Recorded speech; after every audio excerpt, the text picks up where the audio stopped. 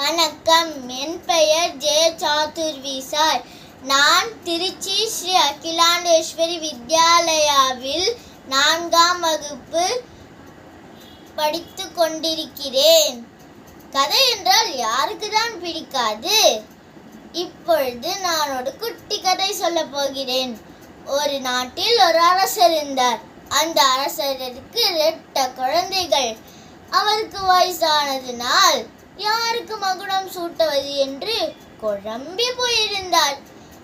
மக்கள் சொன்னார்கள், இவர்கள் 2 பேருக்கும் ஒரு போட்டி வைக்கலாம். அந்த போட்டியில் யார் வெற்றி பெறுகிறார்களோ அவர்களுக்கு தான் மகுடம் சூட்டணும் என்று சொன்னார். என்ன போட்டி என்றால், ஒரு பெரிய கொப்பரையில் பெரிய வெந்நீர் இருந்தது. அந்த வெந்நீரில் யார் அதிக நேரம் இருக்கிறார்களோ அவர்கள் மகுடம் சூட்டணும் என்று சொன்னார்கள். முதலில் வந்த இளவரசர் வெந்நீர் கொப்பரையில் குதித்தார். சூடு தாங்காமல் அவர் ஓடிவிட்டார். 2வது வந்த இளவரசர் அந்த கொப்பரையை சுத்தி சுத்தி ஓடினார். அவருக்கு வேர்த்து கொட்டினது. அந்த வெந்நீரும் தண்ணீர் ஆகிவிட்டது. சிறிது நேரம் அதில் அமர்ந்தார்.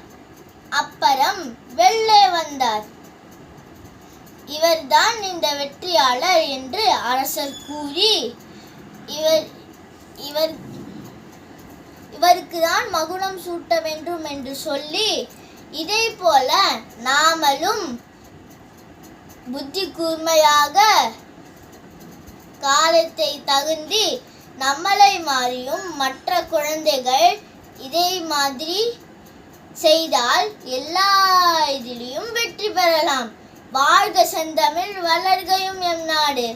சித்திரமும் கைப்பழக்கம், செந்தமிழும் நாப்பழக்கம்.